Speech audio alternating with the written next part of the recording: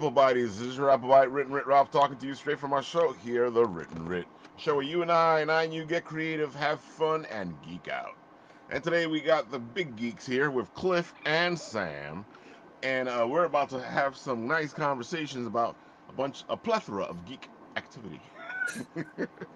That's if no echoes showed up, because we just had a big fight with echoes in the green room. And the secret was turning everything on. Yeah. I still hear a tiny echo, but you know what? Beggars can't be choosers. Exactly. We came a long way in the last 14 minutes. Oh, definitely. Sam, we're going to start with you because I like having the Kickstarter out there as we geek out. So tell the people all the good stuff. Give them the reason why they should go support your Kickstarter. Oh, man. Well, Doodie has been with me for 21 years. So Doodie's my character. His name is Doodie's on the planet Uranus. He's crash landed on Earth, and he gets himself into all sorts of antics. And we're up to issue 8, and there's a 10-part miniseries, and everything comes to a head in this series. Doodie takes on another personality. He becomes a mystery noir detective because he's being hunted by detectives, and he needs to get into the mind of a detective to actually try to combat them. So this is the 8th issue. We have old characters, new characters in this series. You have Nasty Piece of Work, MPOW coming after him. You have Wana, We Are Not Alone Incorporated, coming after him. You have Agent Doe. You have General Goatee coming down to Earth to try to retrieve Doodie and bring him back home safely. You have Bobby and his friends, Patrick and Brittany, trying to find Doodie. So Doodie needs help. He needs an ally. And so he makes an ally out of a rival. And so this is where foes become friends, and the story takes on a whole new life. And I'm excited about this one. It's if you've been waiting for this build-up, this is the one. Oh my God! I gotta say, I'm a big noir detective guy. So when I saw this, I was like, ooh. Yeah, I grew up with like Humphrey Bogart, and I grew up with the Rat Pack, and I love Sherlock Holmes on Channel 13. Sherlock Holmes, black and white back in the days, and so I wanted to capture that essence when I was doing this. And if you've picked up the series, you know that Doodie takes on different characters. He's been a samurai, he's been a cowboy, he's been a war hero, and now he's a detective. So it's really fun. I like the fact that you keep changing him up, as you continue the story. Yes, yeah, and it's one of those things where it's like a story within a story, right? Because that gets into his mindset. This is the Goody Gobbler. It's a new character in the series, introduced into the series, and yeah, Doodie uses his imagination to deal with his anxieties and his failures in real life. So his imagination makes him a larger-than-life character. So it's almost like he's an extension of me when I was a kid, right? I used my imagination to escape the real world and the pain and trauma of the real world, and that's what Doodie does, right? So in reality, he's always taking a licking, but with his imagination, he keeps on ticking. Yep, I remember being like a kid just like that. Yeah. I gotta say, I can see this straight out of your imagination as a kid. Yeah. I mean, I love this character, and if you picked up Cosmic Wars issue 0, Gorf and Doodie, that Gorf has many cameos in there's the Alien in My Toilet in the series. You just got to know where to find it. And he's also in this. He makes an appearance in this series as well. Dude, this is just like the Goody Gobbler. I'm like, I've seen him around the bathhouses. Yeah, And then if you back the Laurie Calcaterra's Path to the Pale Rider, this is a crossover print. So if you back that and you back this, you get this print signed by me and Laurie. I illustrated the print, and so both of us will sign it, and it'll be shipped to anyone who's backed both campaigns. I love when creators do that whole let's do something with both our Kickstarters. Yes, because in Disney on my toilet we have a bear, right? And then Lori has Big James, her bear, and it was just the perfect scenario to put them to create this crossover. And I really we have such a great relationship, and we were talking when she was on my show, and I was like, you know what, we need to do a crossover. So I just locked myself up for 2 days, did some rough sketches, and then this was the look that I landed on. I love it. It's pretty cool. Thank you. It doesn't take away from her character, and it doesn't take away from yours. Yeah, thanks. And that's hard to do, especially when you do one of these. Yeah. So usually what happens is either one character or another just doesn't feel like they should be in the picture. Yeah. Yeah. I just love how you mentioned the old Sherlock Holmes movies, and all of a sudden I had a PBS flashback. And I was like, I remember them. Yes. That's right. I still have the VHS tapes. Amazing. Yes. I'm definitely a big Sherlock Holmes fan, so I know exactly what you're talking about. Yeah. I even like the Another Home series. That's pretty good. Yeah. Yeah, I really enjoy that too. But no, I've always been a big mystery buff, and there's certain genres and characters that I want in the series, and that was one of them I was waiting to do. So I got so excited when I got to this issue, and then those of anybody and tomorrow.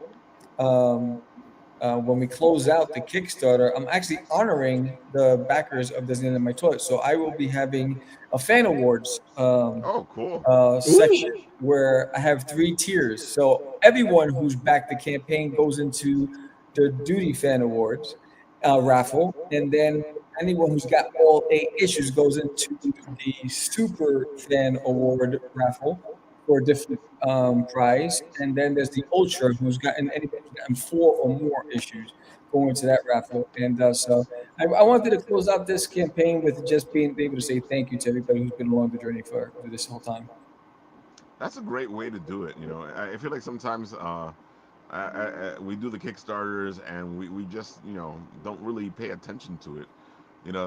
These people are helping us out. So yes, maybe they should get a little bit more. Yes, and it was my way. I was thinking about it, and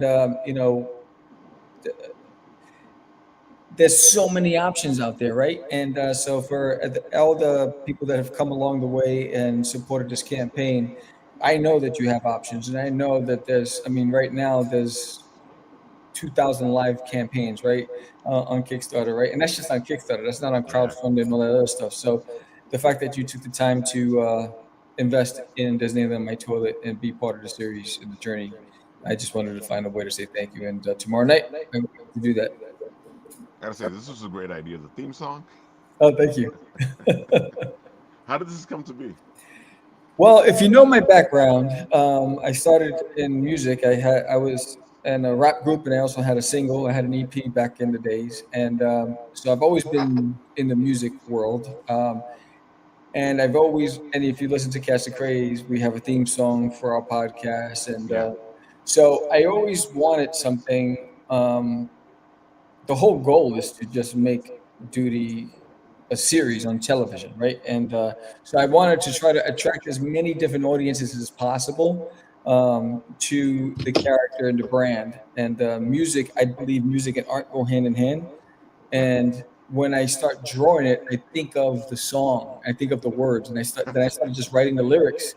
And then I just started working. I purchased 2 platforms, subscriptions to 2 platforms. I uploaded it. I tried like 20 different renditions. I didn't like any of the outcomes, and I just kept tweaking and tweaking and tweaking. And then this is the version that came out, and I loved it. I gotta say, it's a great theme song, folks. I don't know if you haven't gotten a chance to hear it, but it's just great. Thank you. I listen to it. Very detective. Yes, I listen to it every morning on my way to work. Well, the only thing that pisses me off about your campaign, Sam, is that I came in way too late, so I can't get to any of the decent prizes that you're offering with your campaign. So I'm really upset.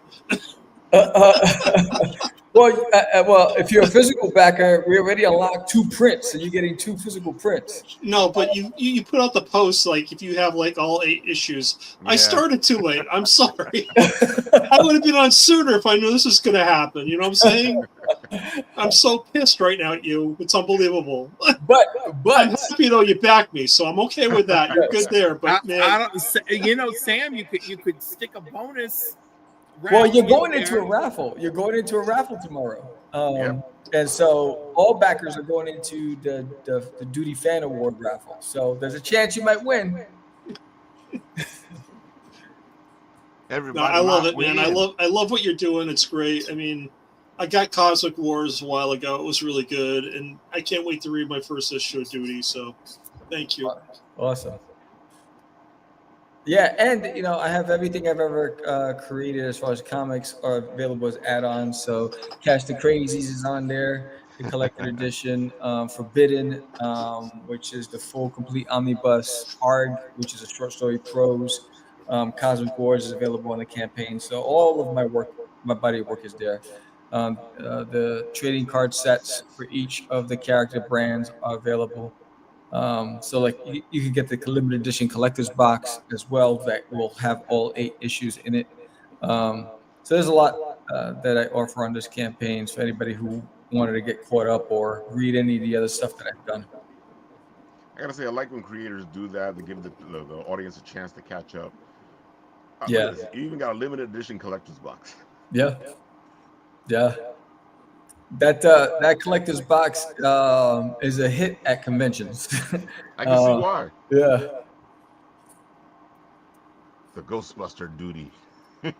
Yeah, that's when he was going up against No Boo for You, catching ghosts of what we do. Oh my God! I love that. I love that it's a reasonably priced collector's box. I'm throwing shade at something that's killing the children. Yo, buy a collector's box. It's $600. No. Because I'm just like, I know this is San Diego Comic-Con, but like, why are you pushing them limits? Like, why are you doing this? Yeah, I try to keep it reasonable. And it's the same price they sell it at the convention, so I don't even inflate the prices at the conventions either. So, if I ever do anything like this, and if I ever offer a $600 item, I would only do it through the Kickstarter. Yeah. Only there. Yeah. I would never take something like that on the road. All that to say, I really like your $100 box idea. I think that's great. I think that's a I want to treat myself to something price point. Yeah. Right. And you may actually go home not crying from your empty pockets. I mean, I feel like it's the right area to go in. Yes.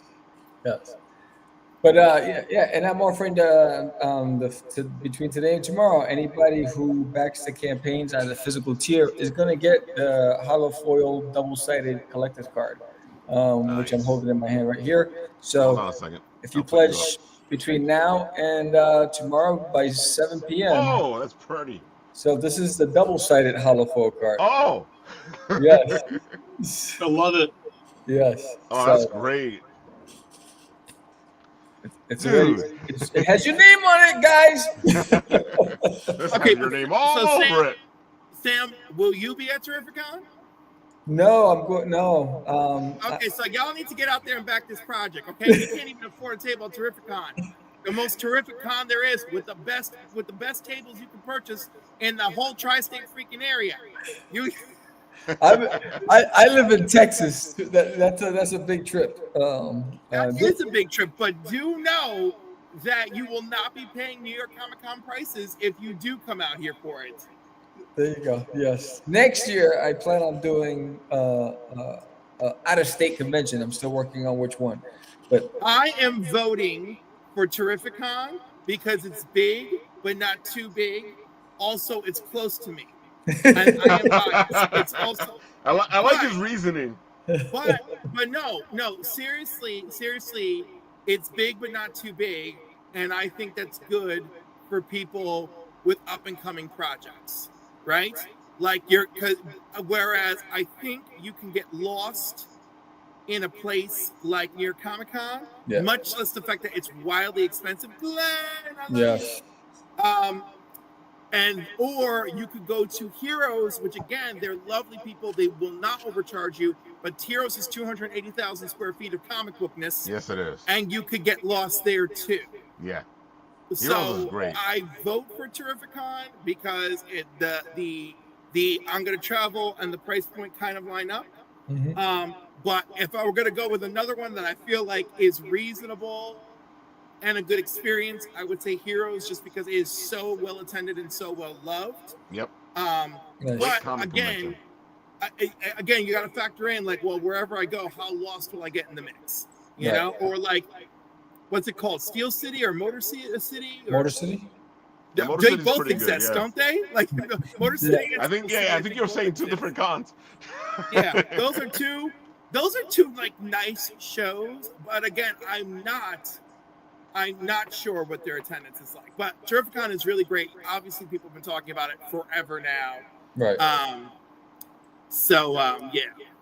Glenn says, what's with all the echoes and glitchiness on the last few nights of YouTube? It is StreamYard, sir, because I mean, I am on a different computer and everything tonight, and we did all sorts of stuff.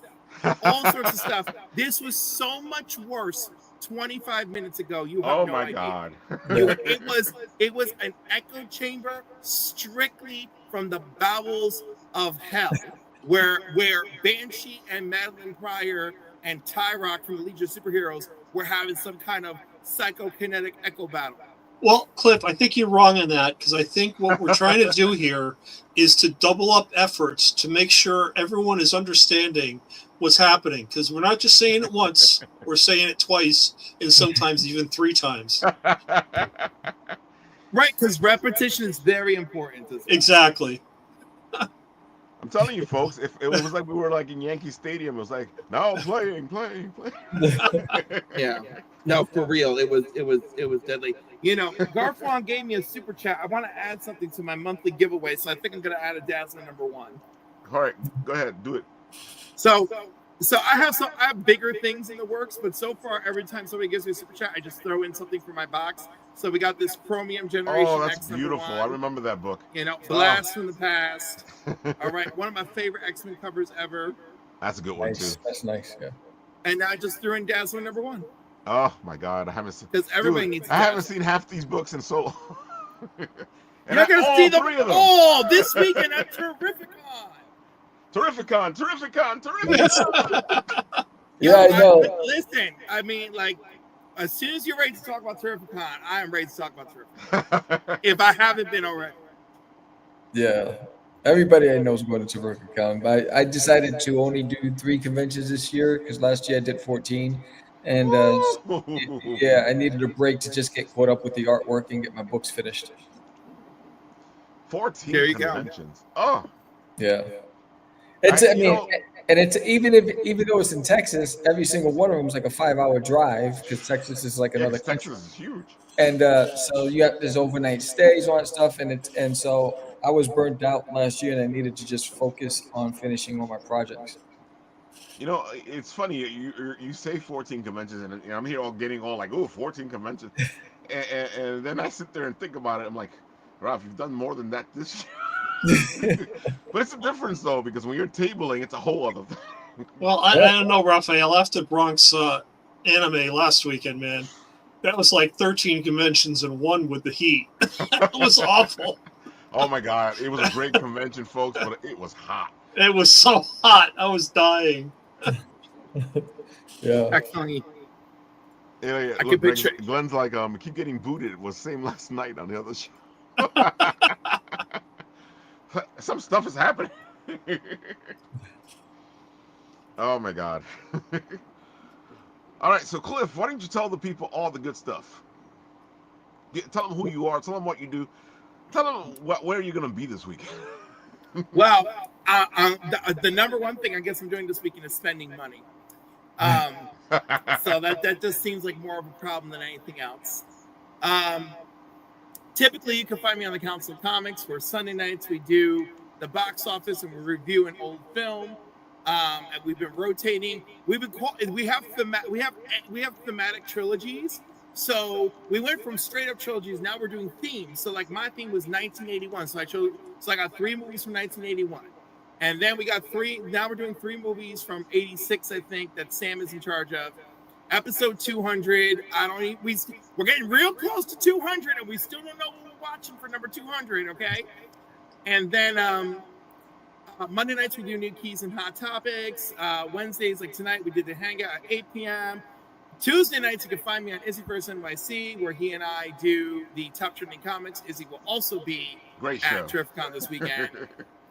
Fridays, you can find me hanging out over on Not Near Mint with Rob and the gang. Sometimes you can find me over on Mad Spidey. Sunday mornings, you can sometimes find me doing Comics and Coffee with Cliff, where I have a guest like one of you fine gentlemen on, and we just talk about comic books. And then, we do Rate It or Hate It, and I make you, show off 5 comics with the theme of your choice. And we just have a good time. Dude, talk about a lot of... Oh, and I have behind the panels where I occasionally talk with creators such as Tom King, Tim Seeley, and more. So, there's that too. Okay. Dude, talk about too many conventions. How do you do it? I don't know. I think I am falling apart inside as a human. Like last night, I was doing Top Trending Comics, and people were texting me and DMing me, "Oh my God, get some sleep. You look so bad. Like, go to bed." I was like, "Oh my God." And I'm like looking at the screen, like, how bad do I look? Like, and I don't know. I do think I am going to cut back something soon. I would love to do my Sunday show, but I'm at the point now where if I don't have a guest and I have nothing that I feel like I need to say, I just don't do it. I don't know, Cliff. I don't know you, but you're looking okay right now, so you're doing good. Well, that's because this is my second cup of coffee, and I had 3 Pepsi Zeros, and I've been to the bathroom twice already, and I'm just trying to keep this old man maintained. I ordered my B12, my B12 liquid for the weekend, which, by the way, if you're like me and you're resistant to the pills and the injections, the liquid is real good, all right? Look for the good one. Don't be cheap. Buy the $33 one on Amazon. That's the good one, all right? Ralph, I'm really looking forward to this weekend, Ralph. That's all I got to say. I'm totally looking forward to this. Between those guys from last Monday and Cliff, man, we're going to have a blast this weekend. That's all I got to say. That's what I was going to say. Like, if you guys have never experienced Cliff in person, you need to experience Cliff in person. Yeah. Well, my hugs are legendary, especially if you're in the 5-foot range. That's another thing. I'm really looking forward to Freddie Stroma this weekend, and I do not know what to do. Like, I'm not a psychopath. Like, I'm not trying to marry him or nothing, and I know he's married. I mean, like, we can't have anything, but I just so want to, be in his presence. I want to hug, but that's just too fucking creepy. So I'm like, what am I going to do? What am I going to do with the photo? Like, I keep thinking, what kind of photo can we take? Because what I want him to jump on my shoulders, and just take the photo with him over my shoulders. I feel like everyone's going to be against it. The handlers, him maybe, whatever. Obviously, I don't want to hurt nobody. I want to see Checkmate Season 1. So, and then there's the other little cutie pie who's there too, who plays, oh my God, Karate Master? No, Judo Master. How dare I? Judo Master. Okay, so, I just love them, but I also need money for comics, Oh my God, Glenn is so funny down in the comments. Be like, let's hear about this new guy, Cliff. He knows me damn well. I love you, Glenn. Oh my God. And so I'm looking forward to seeing the guys from 3 Men in the Basement Saturday night. Otto does this weird shit where they take over the 9th floor at Mohegan Sun, right? And and last year we almost killed the dude who's Abe Sapien. It was bad. Because there's all this stuff in the hallway. He moved the lamp across the hall. So there's this big cord in the middle of the hall for the lamp. We warned Homeboy, who's already looking a little tired and out of it, because my buddy downstairs already put him on the elevator to make sure he was okay. Texted me, hey, I don't think he looks all right. And then Doug is there, and we're all like, hey, and we're all trying to be quiet. And we all mention the cord, and he trips over the damn cord. And Mike of Lunch Money Comics, who is like 5'7" or 8, catches him. And this man is like 6-something. He's tall as hell, taller than me even, big slanky dude. And I'm like, oh my God, we just killed a freaking. We were just about to kill a goddamn American treasure because we need to record this live stream. So how'd you guys not get kicked? How'd you not get kicked out? That's what I understand. No, they did. When Otto was wrapping up, they did yell at us, yes. And they told us to put everything back. And the thing is, like, I love how I say us. It's Otto and his gangle of people. We're just there to be a crowd, you know? And so it was fun. I had nothing fun to show off or insist on showing off. But I really wanted to. But I think this year I'm going to have something nice to show off because I'm going to treat myself to something. I don't know what it's going to be yet, but I got to find something. Looks like you got another fan here, you know, because Lupon's just subscribed. Lupon, thank you. Go check out all my comics and coffee. I think they're all fun. You know. Yeah, plus my appearances Cliff on knows Only his Slabs comics. are there. Huh? I love that. My last appearance on Only Slabs, I'm very proud of. That was really great. I had a lot of fun. And if you don't know that show, it's on Rab's Fat Stacks of Comics, and everything on that channel goes in one way or another to benefit comics curing cancer. Now, if you are a higher member tier in the membership, all of your money, your $5.99, is all going to help pay for shipping, so that the American Cancer Society does not have to pay back when we do the Comics Curing Cancer weekend. They don't have to pay us back for the shipping. Rob keeps that money aside just to handle shipping international, and then everyone can participate all weekend, whether it's like a raffle system or bidding or whatever it is. All that money, someone is tracking it. Usually in every show, like the last 2 years, I've had DJ Links tracking who's submitting their money for like my wheel or whatever. And then we run that, or then there's someone tracking on what you're bidding to make sure you actually paid the money to the event. And then, you know, you get your stuff sent to you, and of course, no shipping. So the people in the UK, the Australians, the Canadians, they love that, right? And there's great stuff. And last year went over 65,000 that we raised for the American Cancer Society. And I also think it's really important. I love that it's a unified effort, because when you can get everybody on board on a unified donation, it does so much more for the foundation. And if you don't really know what the American Cancer Society does, there's a portion of it that goes to research, right? But so much more goes to helping people get to their treatments, helping people afford their treatments, all right? Helping the families get by, because some people are taking care of their loved one and they can't work, and that can cause a horrible impact on the household. So they at least so that all the needs are met for the person who's, you know, trying to get to recovery, right? And I don't think I'm doing it enough justice by saying all that, but I think it's really special, and that will be in October. And I just want to put that out there, because I will be hitting up some people this weekend, some artists. I'll be like, yo, I want this for Comics Curing Cancer. I want you to write Comics Curing Cancer at the bottom, 2026, if you could, please. Thank you. Dude, oh, look, there's my Instagram. Thank you. Cliff is the spokes guy. Yeah, I mean, I'm really not, but like, I think it's such an important event, and I'm just happy to spread the word. Oh yeah, no, but that's what I'm saying though. Like, you know, you're I can tell you're passionate about this. You know, it's something that's important to you. You know, I've seen other people who do charities, and they're like, well, here's the charity. You know, pay money, don't pay money. Oh yeah, like, you know, I want people on board.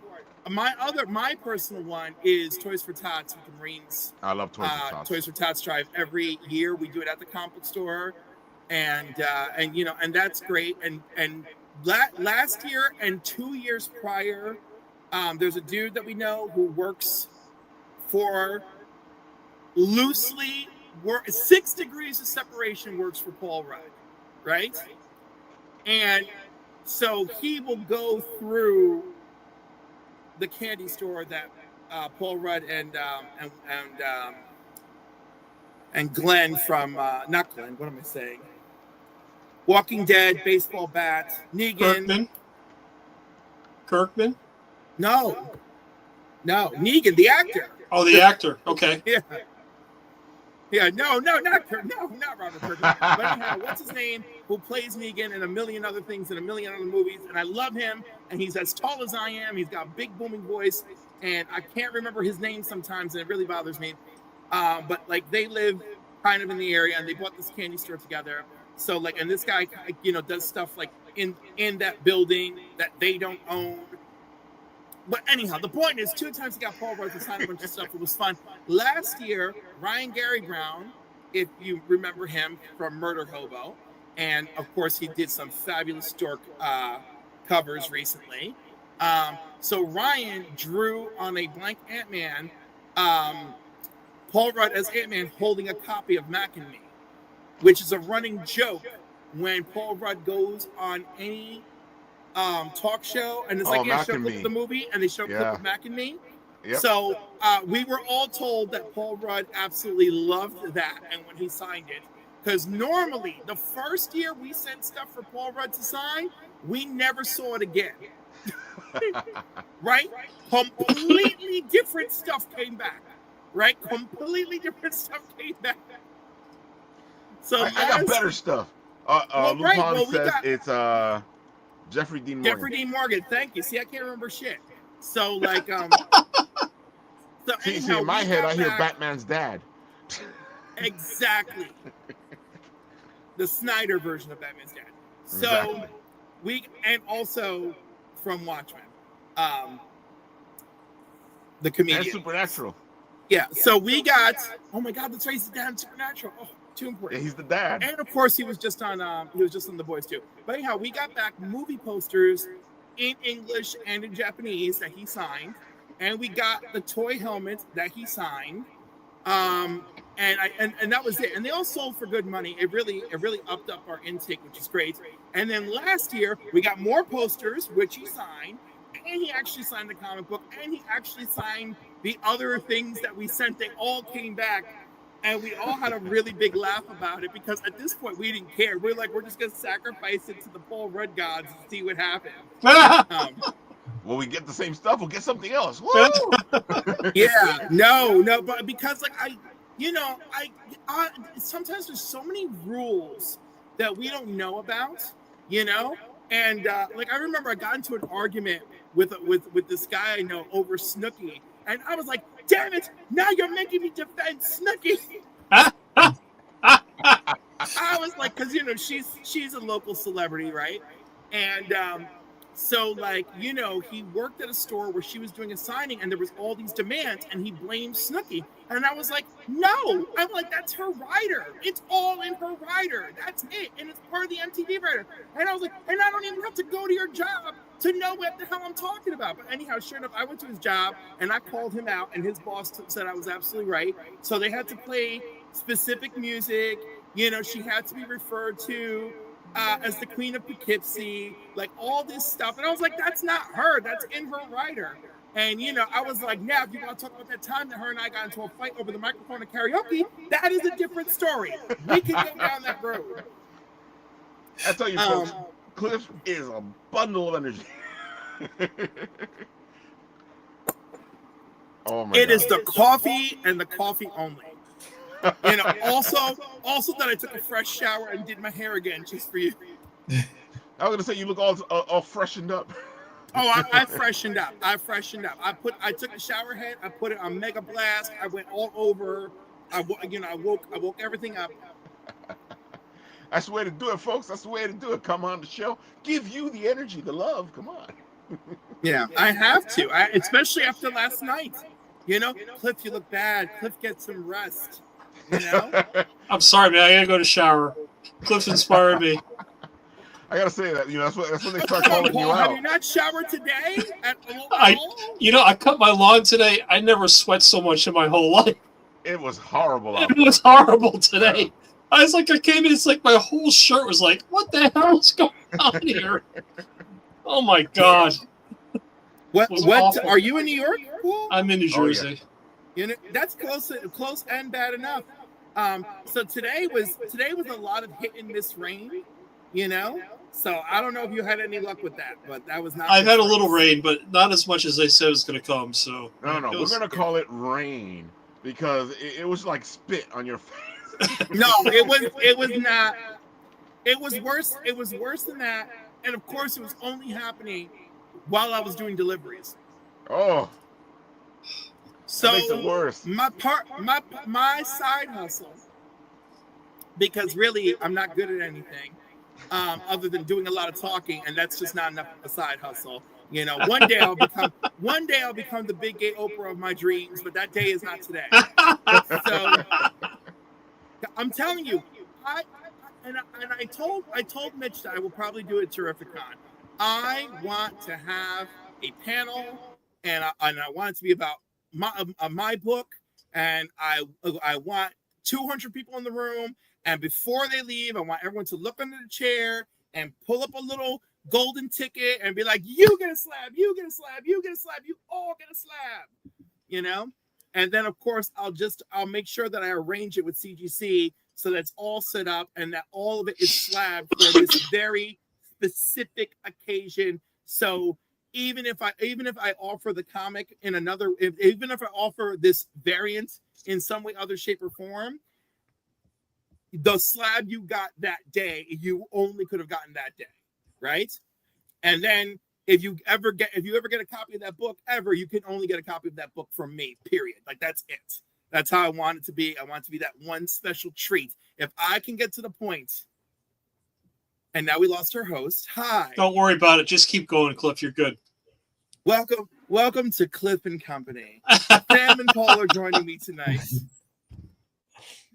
But yeah, that's my dream is if I can get to the point where I can do all that, right? Because people have supported my work, enjoyed the work, enjoyed the journey, that I can do that, I will be thrilled to do that, you know? And even if I can't go that far, if I could just get a couple of bomb-ass covers out like Image has been doing lately, unbelievable, okay? Because God bless them, all right? I'm looking at you, Marvel and DC, all right? And Marvel has not put out the restrictions that DC has put out recently. DC has a nerve telling people like Comic Tom, no, we don't do black. We're not going to do the glow in the dark anymore. No, we're not going to do the spot foil anymore. How dare you? How dare you? Keep us entertained. In the meantime, that Universal Monsters werewolf book from Image, fabulous. Claws to the cover, everything's foiled. Gorgeous. I love it. I want more of that. And then some of the other things they've done, the Transformers and Void Rivals getting to 10th printing, and they give you the gold foil on the cover. That's amazing. And there you go. I keep hearing every 10 words you say, Cliff. You're fully Cliff, not editing Cliff.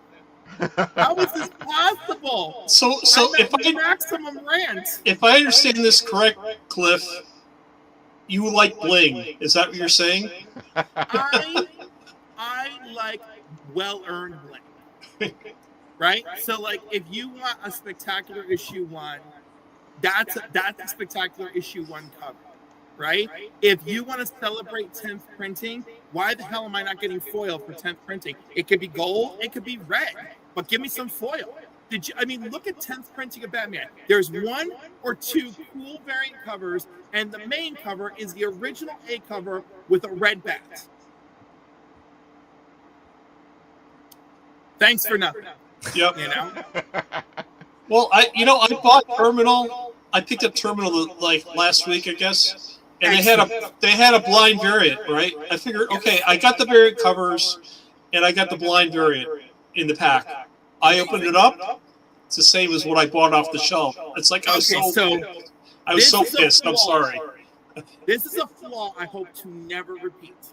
Now, Image does one thing right. The blind bag is the same cost as the book. So even if you get the A cover, you spent no more or less than the A cover, right? But then they have all the variants, which I do like. If I ever pull that shit, I am not going to include the damn A cover in there, okay? Right. There are going to be exclusive covers in there, and my A cover will be where it belongs in the rack. Yeah, I mean, why am I buying variants off the shelf and then I buy a blind bag and it's got the same thing I bought already? I don't get it. The blind bag is really for that lottery experience. Oh, it's bullshit. It's $5. I could just throw it away and buy another variant. It's the exact same $5, but also they don't all do that same thing where they repeat all the covers. I think the Battle Beast one, actually, they all went pretty well. Battle Beast, Mask, whatever. The thing is, the distribution was really weird every time, and that really got people, you know? So if you're the store owner, what you should have done is taken all the books and mixed them up as much as possible before people came in. Because what happened was everyone's just grabbing them like as it's happening, or they're putting them out like as it came out of the box, right? And so, yeah, you could grab two and end up with two of the exact same book. Yep. You know? It makes sense because usually that they was just put it out. That was a Mask issue, and then Battle Beast was wonky, but still better than I've seen DC freaking do with their $9 blind bag. So I'm gonna say that. Gotta love the big two. We're gonna play Duty Files, right? Don't forget that, Ralph. We're playing Duty Files, right? Wow, you want to play the theme song? Yeah, we gotta play a theme song. We do it yet or no? We gonna do it later. What are we gonna do? We gotta do it though, man. Sam, can you play the theme song, or or is it on the site? I can play it from my speaker. Let me see if you can hear it. Hold on. Watch it echo. That'd be really cool, though. Hold on.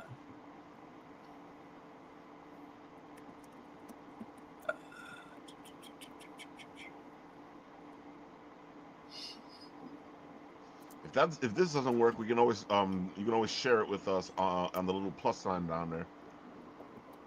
Let's see. This is a great theme song, folks. You guys got to hear it.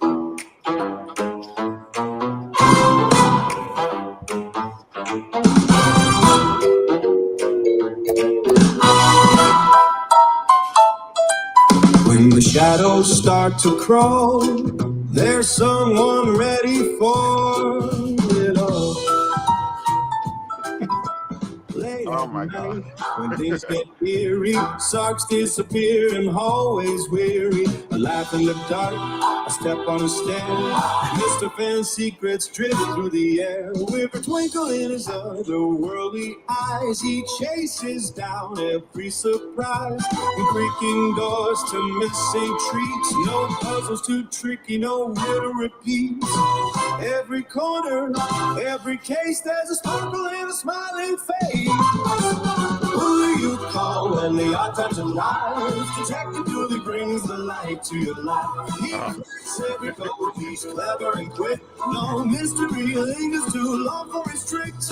Who do you call Detective Dooley? I love it. Oh my God, that is so great, dude! I can see the cartoon in my head. I love that it gave me a little blend of Gumshoe Detective / Darkwing Duck. Like it didn't go high Darkwing. It just like mid range, but like it was giving me that daring duck of mystery. Yes. Like it was giving me that, right? I was like, I like that. I don't know how I'm gonna do it, but I'm gonna get that as a ringtone on my phone. See, folks, that's why when I supported our friend Sam here, I bought the theme song. It's the best $2 I ever spent. It's only $2. Oh my God, folks. That's what you guys need to support the Kickstarter. I put the link right there in the comment section. Speaking of Kickstarters, Paul, why don't you tell the people what you've been up to? Yeah, so Time Enforcers was officially released as a Kickstarter in July. Yeah, July. So we're actually about 7 days out from the Kickstarter closing. We're over $1,800, so I'm super pumped. Because at 2,000, we're going to unlock our first stretch goal, which will be 3 digital stickers, but it will also include official membership into the Time Enforcers Secret Circle. And if you know anything about A Christmas Story, then you know exactly what I'm talking about. And eventually, I don't know who gave me this idea. I think it was like 2 episodes on Bit and Apple, but we'll be doing a decoder ring. So I'm going to figure out how to get that done, and then we'll do a decoder ring. So anyone that's in a member for the Secret Circle, they'll get the decoder ring. So I'll get that done.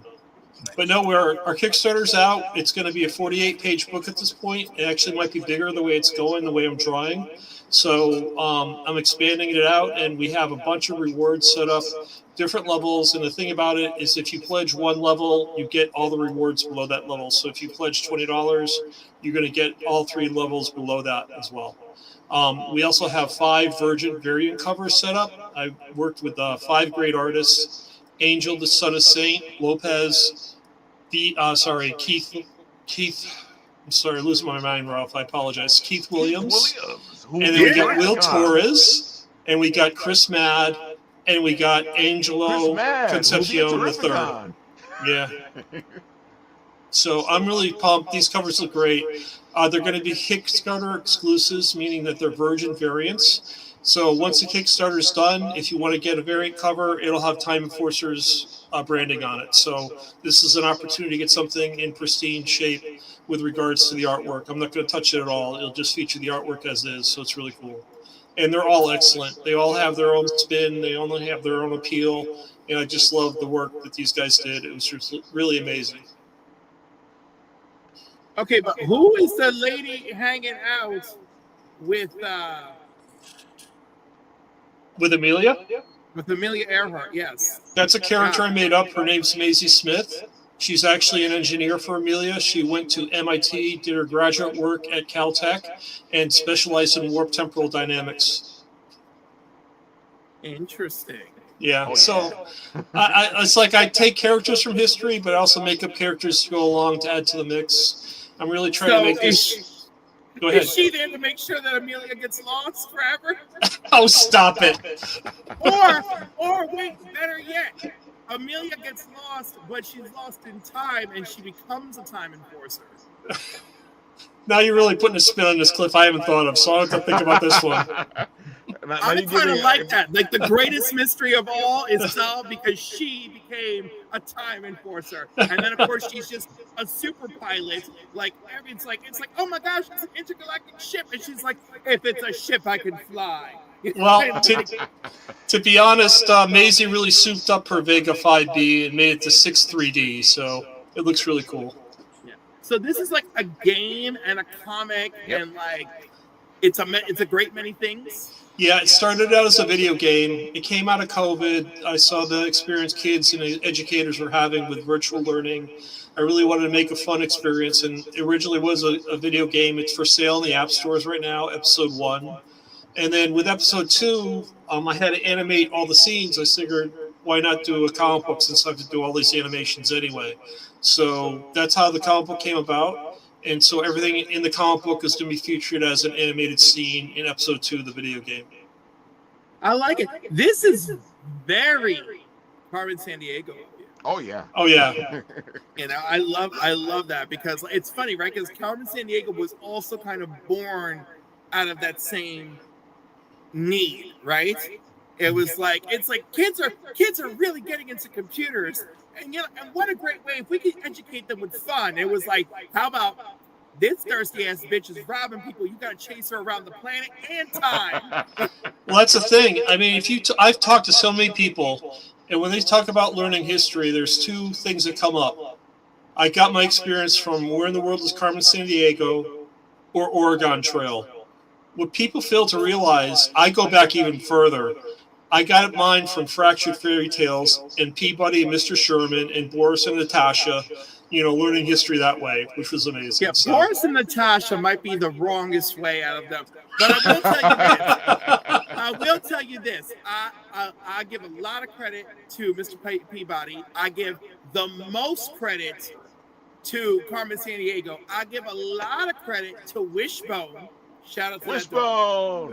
But what's the story, Wishbone? I give the official Omega level stamp of approval to Drunk History. Oh my God, Drunk History. I have learned shit from Drunk History. Not one mother lover out there picked up a damn piece of chalk to tell me about. All right? I learned about Claudette Colvin, and that shit blew my mind. I learned about this girl right here in Fishkill, New York, who told everybody the British were coming long before any other man did. And freaking George Washington came and told her ass in the middle of the night, "You the shit, girl." I love that. I learned all the and don't even get me started. Don't even get me started on the Stonewall riots. That's one of my favorite interpretations. But anyhow, I love that too. But there is just like Drunk History did a lot for me. But the first time it blew my mind was Claudette Colvin. I felt betrayed by reality. I was like that night. I was like, oh shit. I'm sorry to disappoint you, Cliff, but my game is in comic book or PG, so there's no alcohol. I apologize. Hey, I don't care there's no alcohol. You can play the game drinking alcohol. I want everyone to know that a pregnant teenager couldn't ride the damn bus, and she's the reason for those riots. And hit them where it hurts, in the wallets, and remember it. Put all of it in there. Call the NAACP and get them to back an episode. Just my thoughts. Like I said, Paul, you can drink and play this game. Yeah, you can, but I'm not promoting alcohol. That's what I'm trying to express. You can do whatever you want when I play my game. I don't care, but I'm not promoting alcohol. I can't do that. Yeah, that's a shame. Yeah, that's all right. But I'm trying to make this, all ages. So, Yeah. But you know what? You could make a separate board game. Ooh. That is the same game, just reskinned as an adult drinking game. Well, I am doing a tabletop role-playing game, but I didn't think about the adult drinking game, Cliff, so I'll have to consider that one. Right, so like that could be like a you could make it a bonus package, but if you're afraid it's gonna hurt the brand, you just make it a separate, just do like a backer kit or whatever the new kids are doing, do that and reskin it and be like, when you make a temporal jump, drink. Like that's it. It's like Captain Stacy invited you to the Admiral's headquarters. You guys are going to drink it up. All players take a shot. That's too funny. And then like include all the information if you have a problem with drinking, like that it's there. I love this. First of all, the fact that you have the bandana so even the dog can wear it, I just love it. Adorable. Yeah, that's Togo's blue bandana. Oh. My dog wears it. She loves it. Oh. Well, no, that's actually my dog Suki. So she modeled for me. She better be fully incorporated into this game. Yeah. Oh, she is. She's my model for Togo. It's great. I love it. So yeah, our Kickstarter's over on the 13th. We're trying to get to those goals. We're actually going to swap out the $4,000 goal and make it $3,000. And I'm letting everybody know that $3,000 goal is going to be another Keith Williams variant cover. Nice. And no matter what level you pledge, it could be $5, doesn't matter. Anyone that, we break that goal, everyone gets a copy of that cover. So I'm really pumped to get this out. And I'm pumped to see Keith Williams at Terrificon. Yeah, oh, definitely. Because Keith Williams will be at Terrificon, and so would Chris Mad. Yeah, it's funny. Right.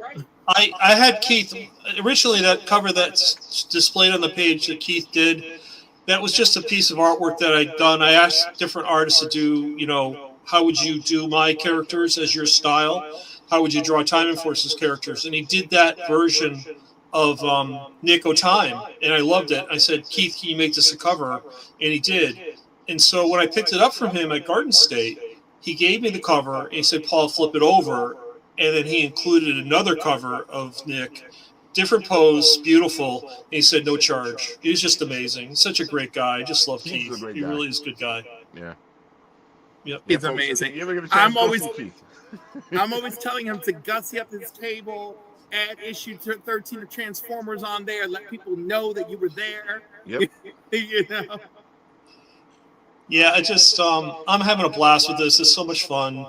And the other thing too is our hardcover edition that we're offering is going to have an artist gallery showcase in the back, and that's going to include all the art that I've had done over the past 2 or 3 years at different conventions of artists doing their interpretations of my characters. So it's going to feature the art they did along with their photo, their name and bio, and their social media handle. I really want to try and promote these individuals as much as I can, and I really try and give back what I can to the community, and that's really my part in doing that. So,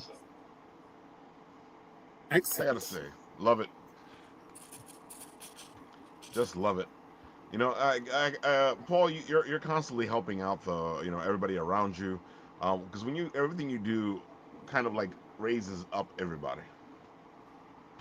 Yeah, I mean, I just love it. I mean, I'm a creative guy myself, and I know what it is that you don't get recognized enough, or people undervalue your work. I mean, there's always a way to cheapen the work you're doing, even though it's excellent, and it really bothers me. So if I can just do my little part to help as much as I can promote these people that I see are totally creative, totally deserving of recognition, that's what it means to me. So I appreciate every pledge that comes through, Sam. I really appreciate you backing this campaign. I truly do. Thank you, man. And, Raphael backed it as well. So I just, you guys, you warm my heart. I mean, this is a project that's near and dear to me. Ultimately, I want to make this a curriculum for students to learn about history. And we have a whole program built out around that called History All Around Us. So it's going to be a full curriculum. It'll use the comic book. It'll use the video game. It'll use the tabletop role-playing game, along with, and I have this here, this mission journal that kids get when they do the projects. They actually have to write things down every day when they're doing the research, so that they're not doing everything at the last minute. So it's teaching them that it's good to write things down, write your thoughts down. That way you're not cramming at the last minute to do things. And then they go through, and then they actually get together as a group to make a presentation. So it's bringing those skills, those basic skills back, but it's really gamifying the whole experience. It's not using a game to have them learn. It's gamifying the whole experience so they have fun learning. Yeah. And of course, I like that. And yeah, I like how you create an experience, because we have audio learners, visual learners, kinesthetic learners. You've created something where all of them can have a learning experience. That's exactly what Universal Design for Learning is, Cliff. It's having an ability to provide an experience for learners of all different levels. And that's what's great about comic books. I don't think people really realize how important comic books, graphic novels are in terms of providing information to kids, especially those that might have a hard time reading, because you're providing a visual element and you're providing the way the text interacts with those characters. So it's setting up so many different levels of interaction that it makes graphic novels a really great medium to get kids to learn to read and engage. So it's awesome. I love it. Go ahead. Okay, I thought somebody was talking. I said I love it. Oh, okay. Thanks, Cliff. I gotta showcase this because he did a great job with his video. So watch the videotapes, folks. Yeah, it's fantastic. Welcome, Cowboy Adventurer, to the next thrilling installment of the Time Enforcer Saga, Episode 2, Flying into the Crime Storm, where learning history can be fun. Welcome to Axiom Intergalactic News, your single source of truth for the events that shape our reality.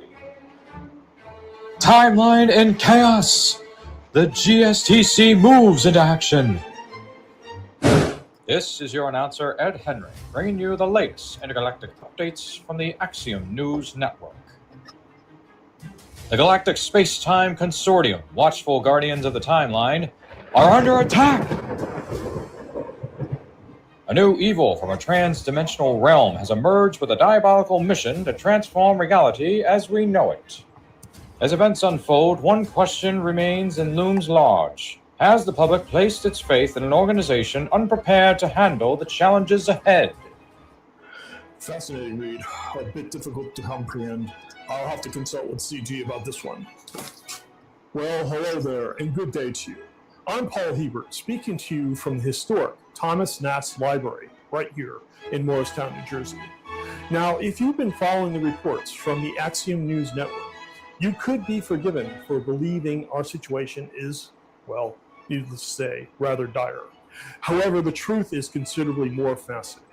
For centuries, history has quietly shaped the world around us. Yet, do you realize that hidden behind pivotal moments in our past stands an organization dedicated to protecting the very timeline itself, the Galactic Space-Time Consortium.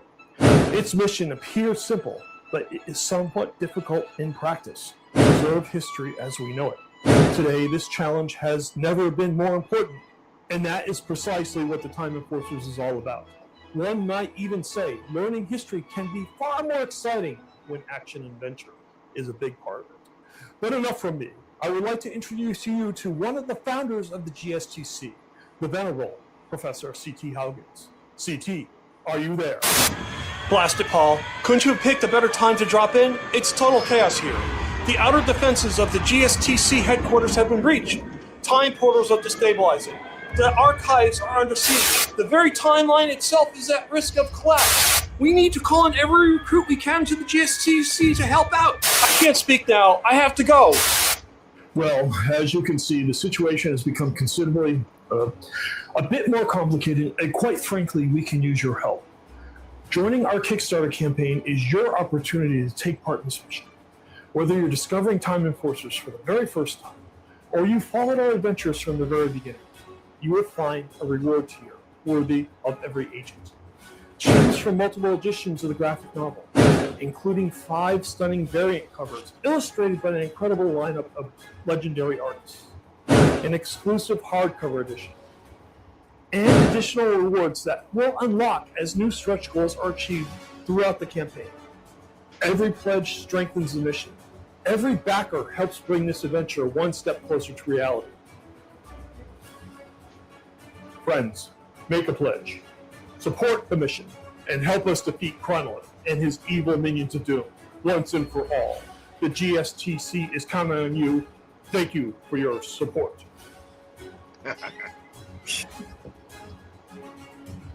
Oh my God, I love that look. Oh my God. Yeah, Paul, you can see the passion in that video. This is just way too much fun. I just wish I had more time in a day to get things done. I love how you got all professored up for it too. Which is, you know, if you guys are going to be at Terrificon, you might see the professor at Terrificon. So say hi, take a picture with him. You'll be there. Hopefully the air conditioner will be working. It should, but that's still a lot of people in one place. Oh no, it gets warm after a while. That's why I bring lots of Dove men's body deodorants. Yep. I stay well hydrated. Yep. See, you know what you're supposed to do. We got so many nerds out there that you're like, okay. First, listen, you stink ass nerds. All right. Number 1, wash your ass. All right. Number 2, all right, go to CDS. Okay, join the damn rewards program and buy yourself some damn Dove men's body deodorant. Body deodorant, not spray deodorant. Body deodorant. Wow. All right. Wash all the crevasses. Los cipote, like my grandmother used to tell me. All right, and spray. Right? If you want to go one up, Nautica, Yes, Drac Noir, they all have beautiful sprays that are usually behind the counter. It depends on where you are and if huffing is a problem in your area. Because I did not know that the CVS next to my job, I did not know huffing was in style. And I'm like, why is all the cool stuff behind the counter? And they're like, well, sir, you know. I'm like, I didn't. It's been bugging me out that they're putting all the stuff. I'm like, people are stealing deodorant? No, either they're stealing it or they're buying it to misuse it. That's even worse. Nice. One dude, I remember I got in trouble when I worked at Walmart in 2010 or 2012, something. It's a foggy time that time. I'm gonna say like 2012. I was at because it was one of my 2 major depressions. And my friends were like, you need to get out of the house, come work with us. So I went to go work with them at Walmart, and I was like miserable, but like alive. And this dude is trying to buy spray paint, and I can see gold paint on his freaking bigote. It was like driving me crazy. And I was like, I'm not selling this to you, sir. No, you can't. I said, sir, you can complain to anyone you want. I am not selling this to you. And sure enough, they took me to one of the rooms, to coach me. Oh, shit. And I was like, I don't know what you think is happening here. That man had gold paint around his mouth. He was clearly huffing. We have to do an ID check, but he was legal age. I said, so okay, so he goes and he dies because he's huffing. I can feel good about myself at night because I sold him more gold paint, right? You know, his favorite flavor of huff. Okay. So anyhow, they were not pleased, and then they told me to sign the document, and I said, I'm not signing that. I was like, because we are not in agreement. And they're like, no, you got to sign it. I said, oh, well, you see this part here where I'm allowed to leave my comments? And I wrote out everything. Gold paint over this man's lips, blah, blah, blah, blah, blah, blah, blah, blah, blah, blah, blah, and I signed it. Wow. And it was so funny. There was a weird computer problem. And the week I left, somebody brought me in to complain, even though I'd already put in my 2 weeks. And I was like, look, I've been having car troubles, and everybody knows about my car troubles. And now you're bringing me in here to have a talk with me about it. And then I was like, and then I told him about the huffing incident and some other stuff. Nothing was on the computer. And nothing was there. It had been wiped clean. And he was just like, his mind was boggled. And I was like, oh my gosh, that's so awful. All right, bye. It's my last week. And, but yeah, I was like, screw you. I was like, I don't care. I am not the one. I am not the one. I'm like, I will be homeless on the street. Oh my God. So Sam, I know you got to leave. Why don't you tell the people one more time where they can find you, all the good stuff, and how they can support Doodie and get the theme song, because it's great, folks. $2. Get the theme song. $2 Chuck. It's better than a cup of coffee. Yes, you can catch me on Cast and Craze Podcast every Tuesday night, 7 p.m. Central, 8 p.m. Eastern Standard Time, where we interview independent creators from all walks of the medium. And you can catch me on my art channel, Daughter Samuel, on YouTube as well, or go to dudiesworld.com. But if you like comedy, sci-fi, noir, slapstick, just adventure, check out The Nailing in My Toilet, Chapter 8, The Doodie Files, right now on Kickstarter. And you can get all back issues too. You can get the digital version or the physical version, all there. And yeah, and join me tomorrow night when we close out the show at 6:30 p.m. Central, which is 7:30 Eastern Standard Time, where we're going to host the first annual Doodie Awards, and where I get to honor you, the supporters of the campaign. And if you back tonight, you get yourself a physical backer. You'll get a hollow foil double-sided collector's card. It's too cool. Yes. So with that said, thank you guys. You guys have been great. Congratulations, Paul. Good luck at Terrificon, whoever's going to be there, and maybe next year. Great seeing you, Sam. You guys, we'll get you here, Sam. We will get you. Yes. Next year. Have a good night. Oh my God, Cliffy, it is your turn. These people want more Cliffy. Where can they get more Cliffy? You can get more of me over at the Council of Comics Sundays, Mondays, and Wednesdays. Although I may have to alter that schedule for myself. And I already said that earlier. And then usually Sundays at 10 over on Cliffoncomics. But look at all the crazy stuff we have going there. We have a video airing on Saturday called Comic Book Besties, where I actually did the Bestie Booth Challenge with Sam and Joey in our comic book store, so that was a lot of fun. Because I feel like we just don't do enough of those things, and we need more of that in our lives. Yeah. New Keys and Hot Comics are on Mondays, and of course our hangout is open 8 p.m. Eastern on Wednesdays. Folks, this guy does a lot of stuff. He's very entertaining, great guy. If you're gonna be, this isn't even all my stuff. I was like, go to my channel. Dude, I was like, over there, I got Keith Williams, I got Tim Seeley, I got Eric Larson, I got Tom Kane. We got all the things happening there. Damn. I don't know how you keep it all up, but oh, I don't. I constantly put stuff. You don't even know how many cancellations I've had. I've had so many cancellations. Oh, I know cancellations. Well, you also know sometimes we just both fall asleep at the wheel. And yeah. There's my Instagram. Everyone always asks me what's up with the crowd, right? And I just do a crown every once in a while for attention, basically, because like I'm one of those people of like, well, if you're gonna sit there and like, mouth off at me for being a homo, let's put a fucking crown on it. Let's put a crown on it. Oh my God, folks! Dude, you got to watch him. He is entertaining. He knows his comics. He really does. I usually do. Did you like Supergirl? I had to ask because I see the picture. I did until I didn't. The night we left the theater, and that's me and my homegirl there who went to see it with me. The night we left the theater, we were like, yeah, that was cool, that was great, right? It's like, did she have to kill the guy, right? And then I let it marinate, and I am one of those people who's really upset about it, and it doesn't sit well with me on various levels. And then and then I love these people on the internet who try to explain to me why I have a problem with the problem that I know that I'm having.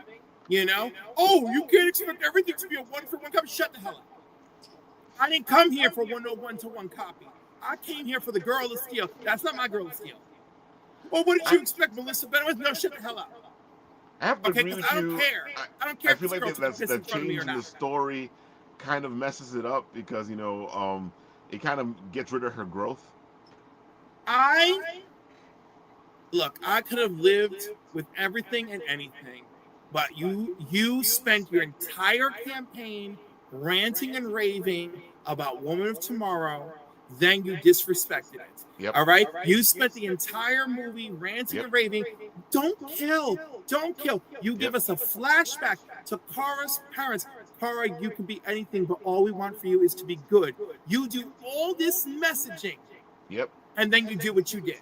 And then you have and first of all, almost no one saw this movie, as we can tell by the numbers. But then the handful of people who saw this movie and allegedly think it's one of the greatest things that has ever hit the silver screen and cinema, trying to gaslight me into what I saw and what I wasn't comfortable with. And I'm fine with any and all of it until the kill.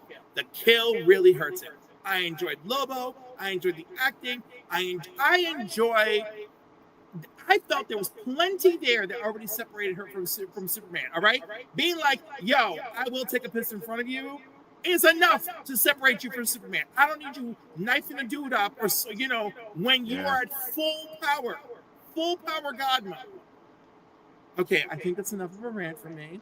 I really just do better, James Gunn, because, you can, I was like, I don't know if you know this, James Gunn, you can only afford so many mistakes. Yeah. So yeah, that was a question, and that was my answer. See, he's very passionate about his stuff, folks. I am passionate about my stuff. The only good thing about this movie not being so hot is that, like, Supergirl's first appearance has come back down a bit, so I actually have a chance. Maybe I could snatch it next year if I'm lucky. I agree. Paul, one more time, tell the people where they can find you. Go for it. Sure. So my social handle is @TimeEnforcers, so we're pretty much on every social media platform out there. You can go to our store, timeenforcers.store, where I'm starting to build out merch. And of course, we have our Kickstarter. So if you're in Kickstarter, look for Time Enforcers and you'll find us. Pretty excited, really getting close to that $2,000 unlock, which will be great because I really want to unlock the whole $3,000 campaign for Cliff's cover. So if we could do that, I'll be very happy because I really want to get this cover out there. It's dynamite. I love it compared to the first one he did. It's so much better in a lot of ways. It's really cool. Yeah, folks, go support. This supports so much. Paul needs a team if he's going to get his history project done right. Yeah, I need more help. It'd be great to can pay artists to get this done. Yeah, hey, Suki. See? Togo's barking. Look, Suki Sorry. agrees. Suki agrees. Yep. And of course, folks, exactly. All three of these folks here will be at Terrificon, having fun, doing comics, going all over the place. Annoying people. Exactly.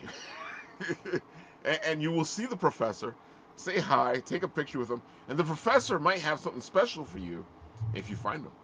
Oh, I got free stuff. So you knock me up, I'll give you free stuff. Don't worry about it. May not want it, but I'll give it to you anyway, so it's okay. Consent, Paul. Consent. All right, folks.